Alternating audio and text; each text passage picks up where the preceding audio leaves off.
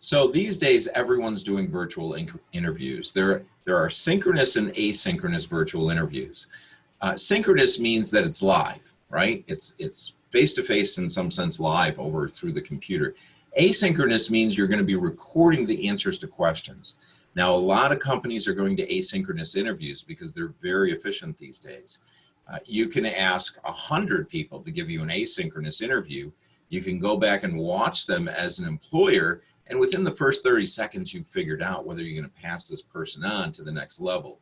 So you want to be very careful with asynchronous interviews that are being recorded, that you make a great impression from the get-go.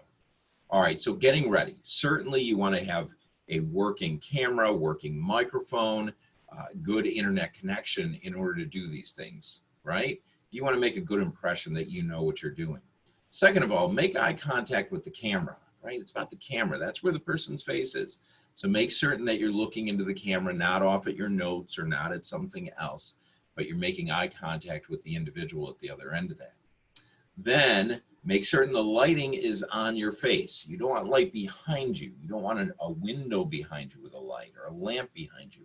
If anything, you want to place a lamp on the other side of your computer monitor, and that will light up your face. Make certain you have a clean room. You know, I'm tired of seeing people's recorded job interviews where they're in their bedroom, their bed's unmade. It just looks terrible, right? And contrast if you can, right? So light with dark background, right? I had a darker complexion. My glasses are dark. They look better with a lighter background. So provide that contrast if you can. It's not completely necessary, but it's a nice touch. And then make certain it's a quiet environment. Don't try and give a job interview in the library, right, where people are going to be walking past you or where you're going to have other things going on around you, right? Try and make it for a quiet environment so you make a great impression. Now, what follows are slides with some great tips on job interviewing. Watch them, learn them, understand them, and you're going to be better at giving job interviews.